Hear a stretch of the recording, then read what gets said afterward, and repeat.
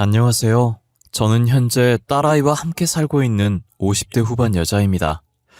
최근 정말 기이한 일을 경험하게 되어 이렇게 글을 몇 자 쓰게 되었어요.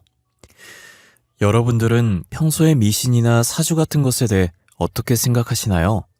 저는 매년 1월 1일이면 신년 운세를 보러 가는 게 필수인 만큼 사주에 맹신했었어요.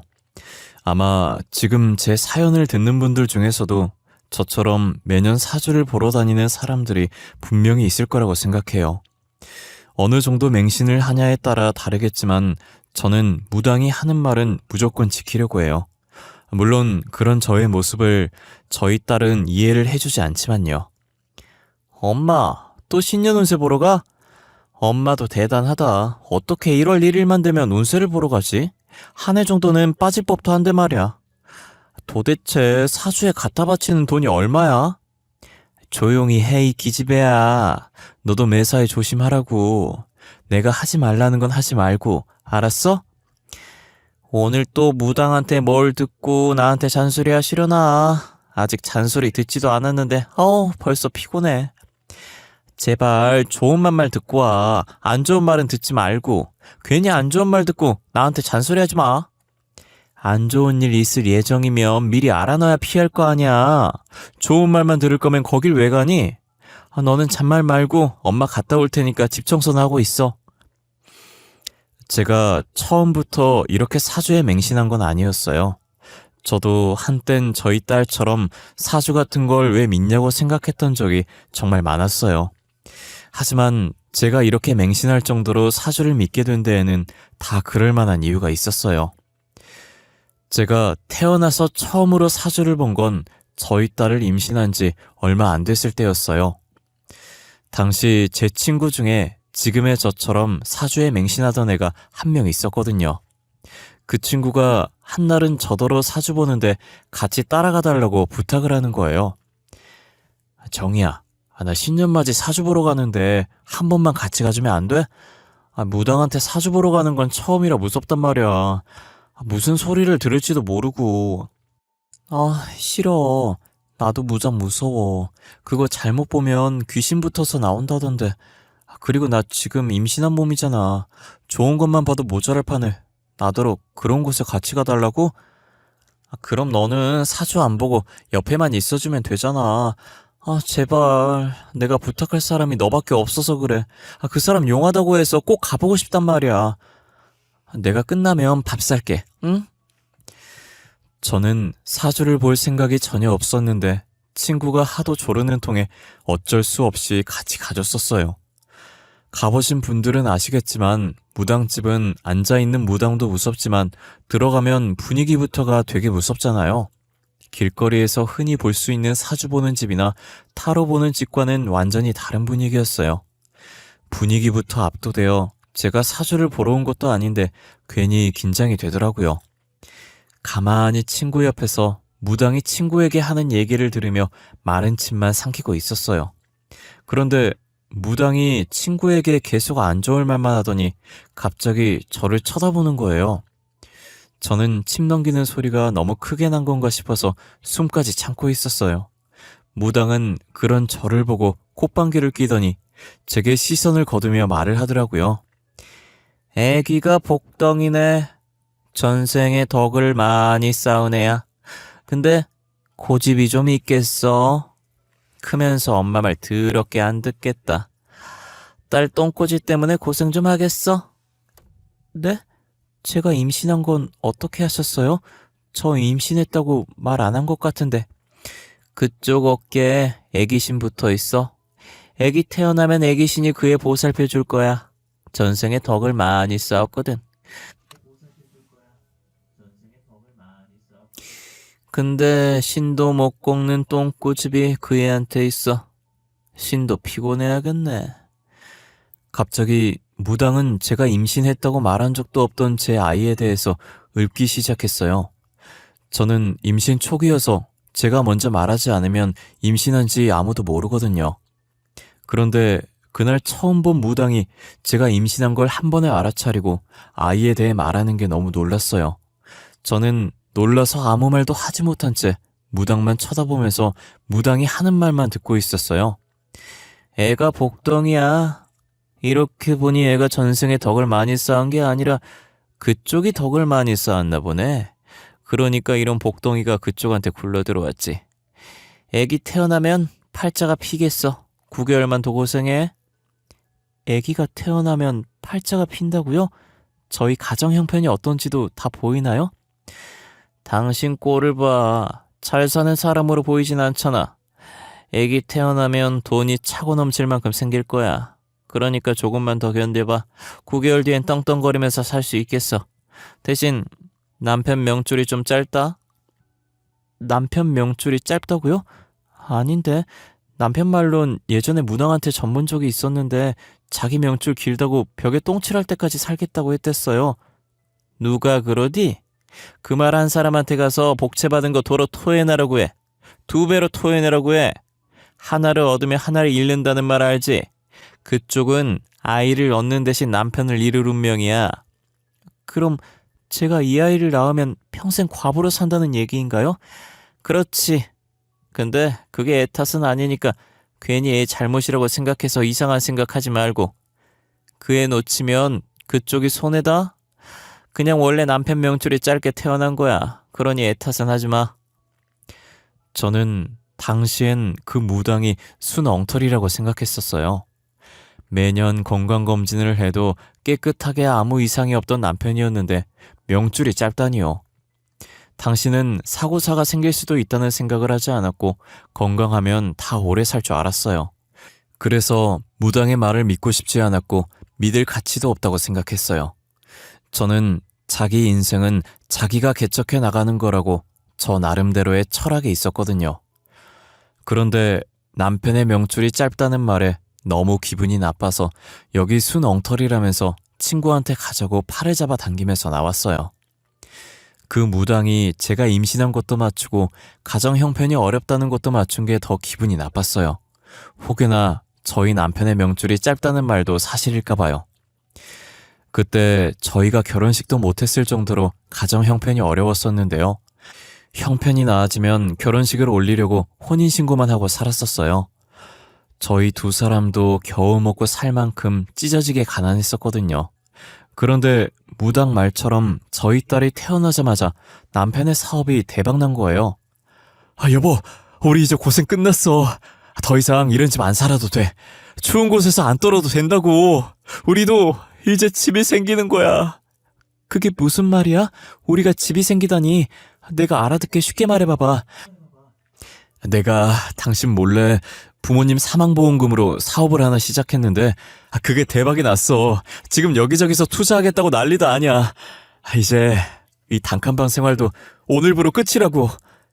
남편은 저 몰래 시부모님 사망보험금 넣어둔 통장을 가지고 가 사업을 하고 있었고 저희 딸이 태어난 지 이틀 후 거짓말같이 사업이 대박난 거예요.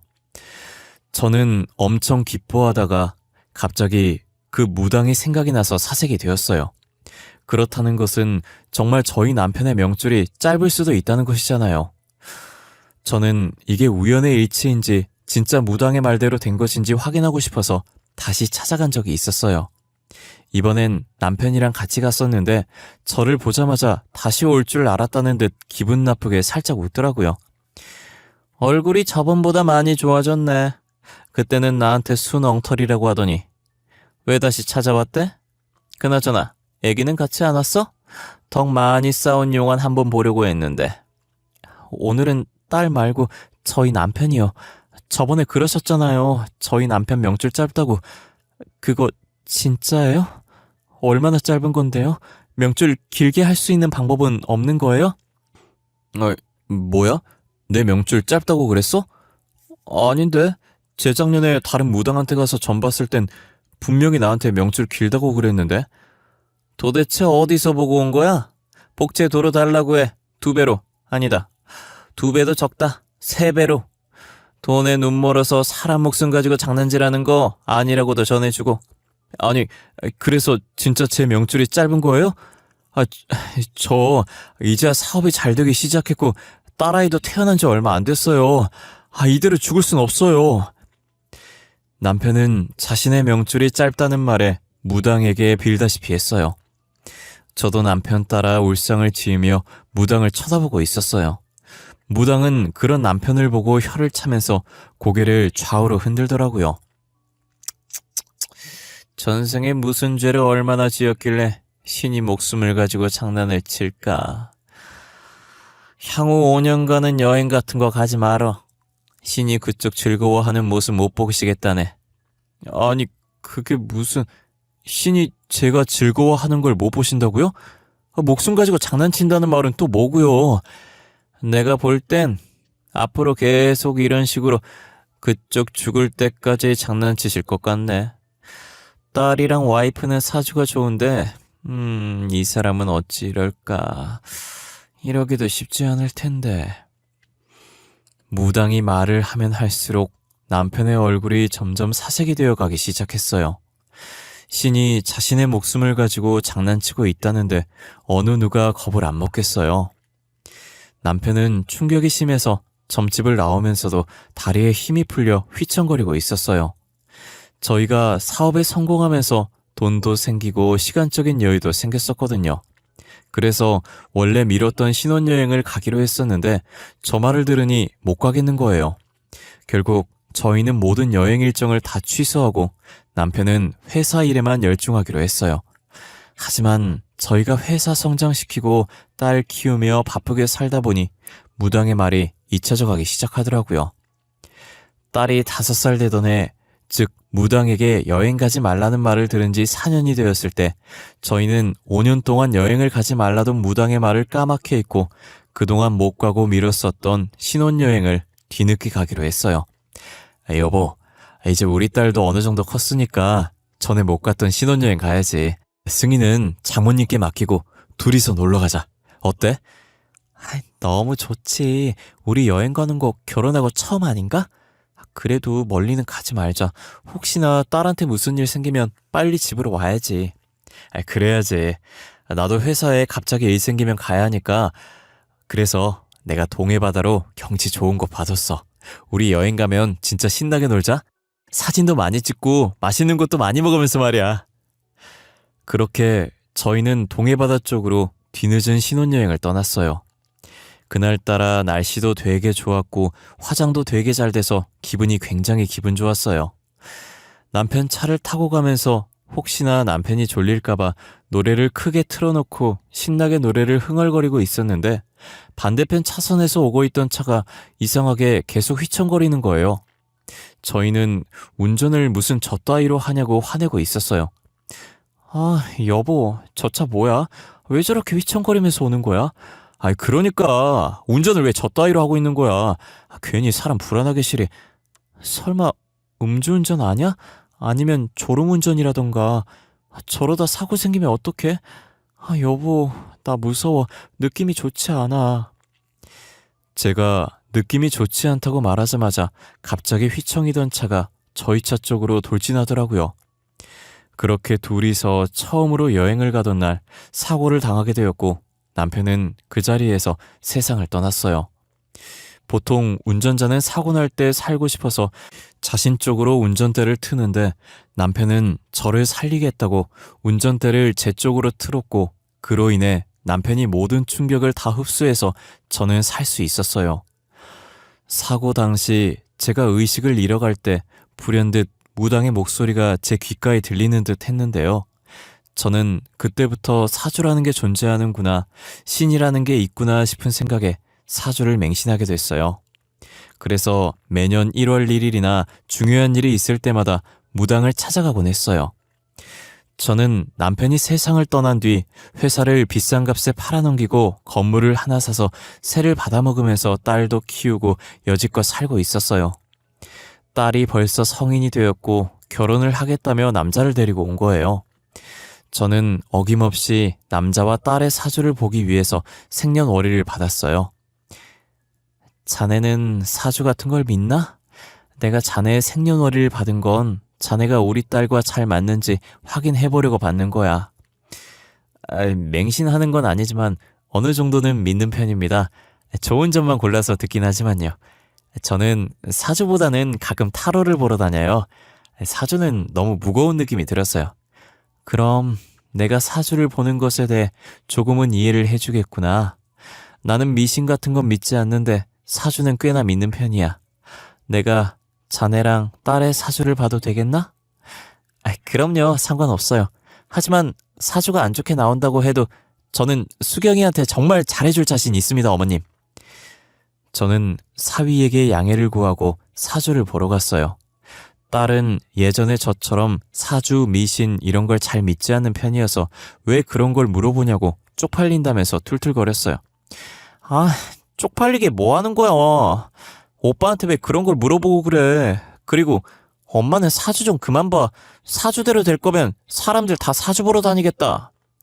너는 아무것도 모르면 가만히 있어. 엄마가 이런 거 보는 데에는 다 이유가 있는 거야.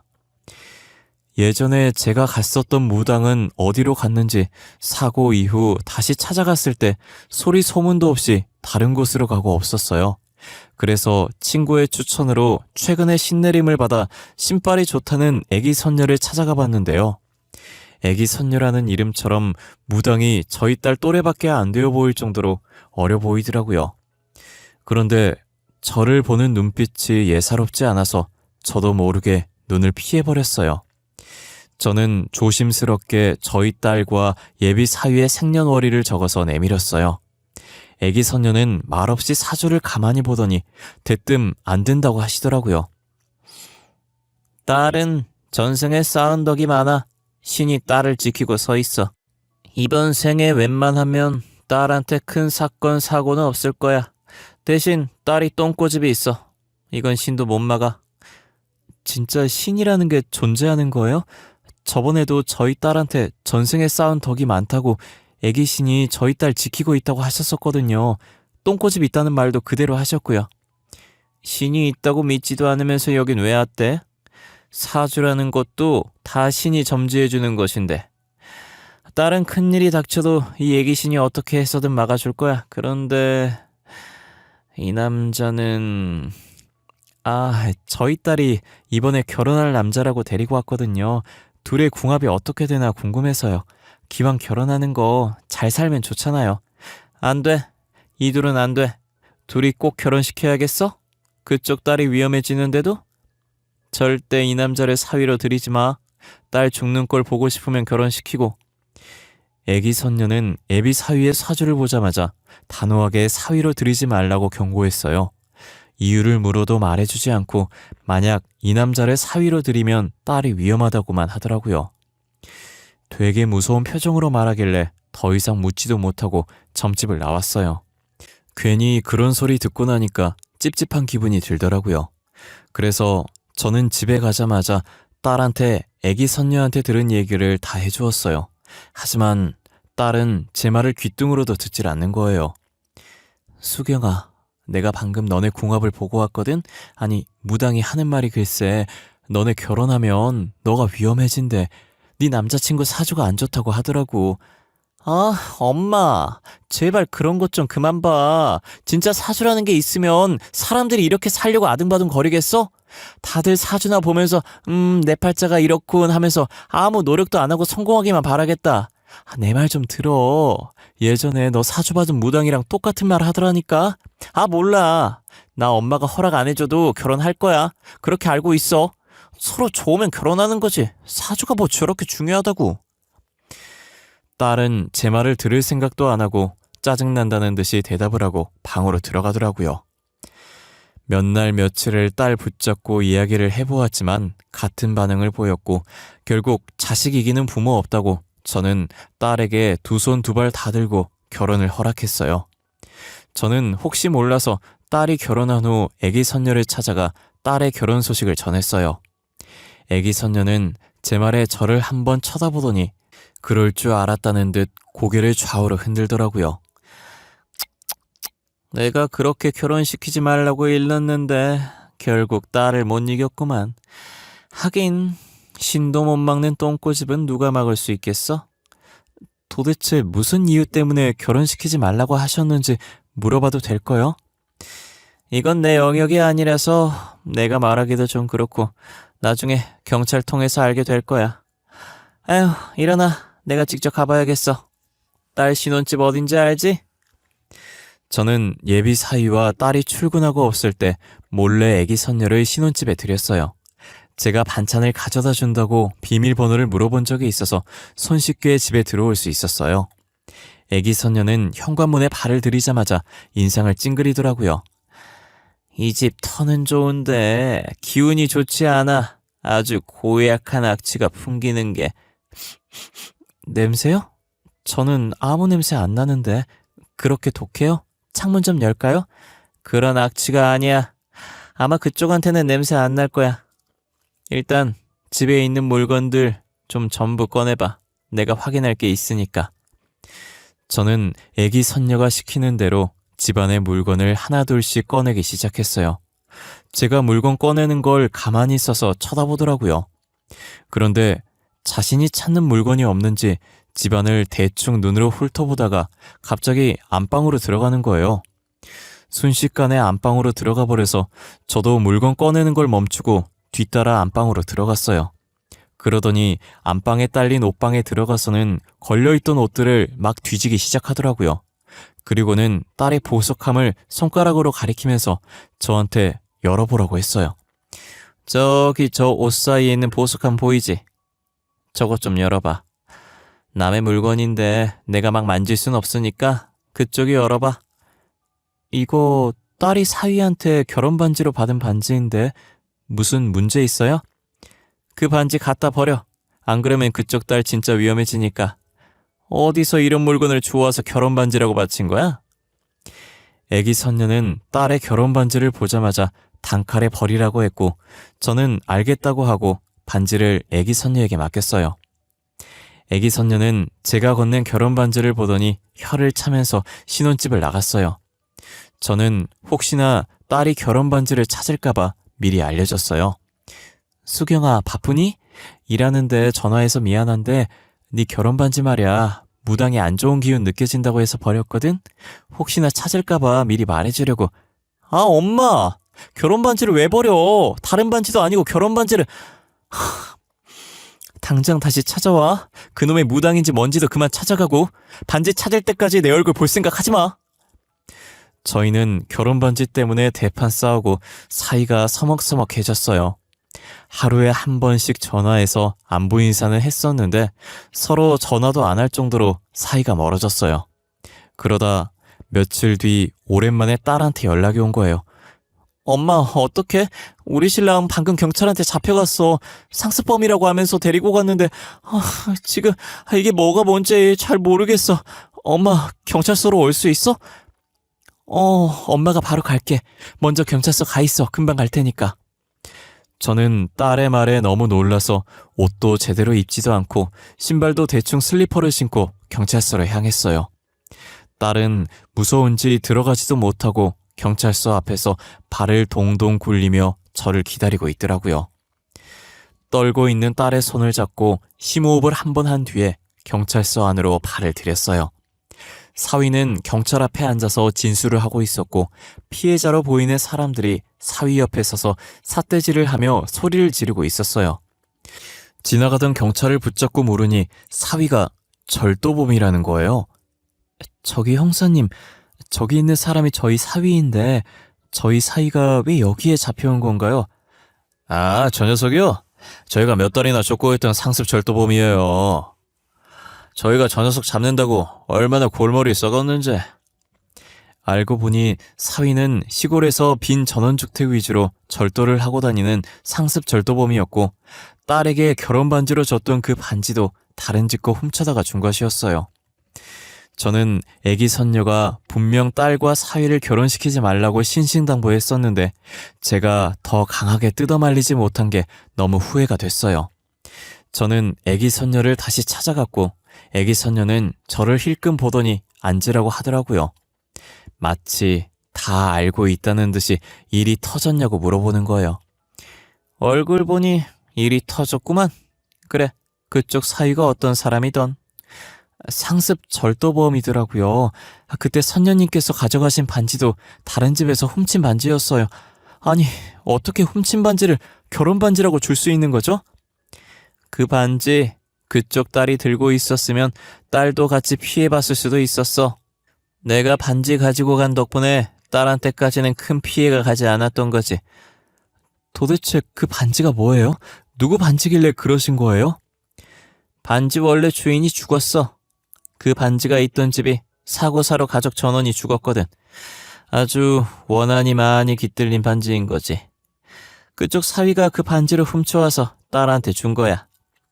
선녀님은 어떻게 하셨어요? 그런 것도 신이 다 말해주는 거예요? 아닌데? 그건 귀신이 말해줬는데? 내가 그날 집에서 고약한 악취가 난다고 하지 않았나? 그게 귀신 냄새야. 그래서 그쪽은 못 맞는 냄새라고 했던 거고, 귀신은 내가 원한 풀어주고 위로 잘 보내줬어. 그냥 그쪽이 걱정할까봐. 아, 감사해요, 선녀님. 그래도 선녀님 덕분에 저희 딸이 무사할 수 있었어요. 원래 내가 하는 일이 이런 건데 고마워할 것까지야. 딸한테 고집 좀 그만 부리라고 해. 나중에 신도 피곤해서 도망갈라. 딸 걱정은 하지 마. 나중에 재혼은 잘할 거야. 제가 울상으로 있자 애기 선녀는 딸 걱정하지 말라면서 저를 위로했어요. 다행히 딸은 자식이 생기면 혼인신고할 생각에 결혼 후 혼인신고를 하지 않았고, 덕분에 복잡한 절차 없이 징역 중인 사위를 버리고 신혼집도 팔고 지금은 저와 함께 살고 있어요. 딸은 부모 말 들어서 안 좋을 거 없다며 제가 하지 말라는 건 최대한 안 하려고 노력하고 있어요. 옛말에 부모님 말 들으면 자다가도 떡 하나가 더 생긴다고. 이젠 엄마가 하지 말라는 건 절대 안 할 거야. 그렇다고 사주를 믿는 건 아니지만 엄마 말 들어서 안 좋을 건 없으니까. 아휴, 그래 이 녀석아. 내가 괜히 딸 잘못되게 하려고 그랬겠어? 다 너 잘 되라고, 우리 딸 잘 되라는 마음에서 하지 말라고 하는 거지. 제발 이제 내가 하지 말라는 건 하지 마. 알겠어. 또 잔소리 나왔다. 이젠 엄마가 하지 말라는 건 안 할게. 됐지? 딸은 전 사위가 줬던 선물들을 진작에 다 버렸고, 혹시나 자기가 가지고 있던 물건들 중에서도 조금이라도 전 사위와 관련이 있었던 물건들이면 과감하게 버렸어요. 저는 혹시나 전 사위 때문에 상처를 받고 다시는 결혼을 안 한다고 하면 어떡하나 걱정했는데, 다행히 딸이 전 사위의 흔적을 말끔히 없앤 후에 새 출발을 했어요. 딸은 자신이 이혼했다는 사실을 말했음에도 사랑해준 남자라며 제게 소개해줬고, 저는 보자마자 이 남자다라는 느낌이 들었어요. 어김없이 남자의 생년월일을 받아줬고 애기 선녀를 다시 한번 찾아갔어요. 이번에 저희 딸이 재혼을 하게 돼서 두 사람 궁합 좀 보려고 왔어요. 자기도 궁합 좋은 걸 알고 있는 것 같구만. 굳이 왜 나를 찾아왔어? 어떻게 알았어요? 느낌이 좋긴 했는데 그래도 확인받고 싶어서 왔죠. 두 사람 궁합이 그렇게 좋은가요? 뭐 조심해야 할 건 따로 없고요. 굳이 자세히 안 봐도 천생연분이네. 신이 붉은 실로 이어준 짝이야. 딸이 처음엔 실패했어도 두 번째는 남자 제대로 잘 데리고 왔네. 천생연분이라는 애기 선녀의 말에 저는 신이 나서 애기 선녀의 손을 잡고 진짜냐며 소리를 질렀어요. 애기 선녀는 제 반응을 보고 그렇게 좋냐면서 혀를 차더라고요. 저는 이제 죽어도 여한이 없다고 진짜 감사하다면서 점집을 나왔어요. 딸은 또 점집 갔다 왔다고 툴툴거렸지만 천생연분이라는 말에 내심 좋았는지 한동안 올라간 입꼬리를 내리질 못하더라고요. 그렇게 무당 말을 믿고 저희는 상견례를 했고 현재는 딸의 결혼식 날만 기다리고 있어요. 다행히 딸의 시부모 될 분들도 다 좋은 분이라 철부지 저희 딸을 믿고 맡길 수 있겠더라고요. 그리고 딸한테 저보다 더 잘해주면 잘해줬지 못해주지 않을 분들 같았어요. 제가 보이지 않을 때도 딸이 충분히 사랑받는 것 같아 보였거든요. 딸은 집에 오면 예비 시부모님이랑 남자친구 얘기밖에 하지 않아요. 특히 시어머니 될 사람이 딸을 굉장히 이뻐하는 것 같더라고요. 홀어머니 밑에서 이렇게 훌륭하게 커져서 고맙다고, 저한테도 그동안 혼자서 키우느라 수고 많으셨다고 전해달라고 했다더라고요. 상견례 때도 느꼈었지만 예비사위 집안은 사람 됨됨이가 된 집안 같았어요. 부모를 보면 아들이 어떤지 알 수 있다고 저는 더 이상 딸의 걱정을 하지 않으려고 해요. 지금까지 제 이야기 들어주셔서 감사합니다.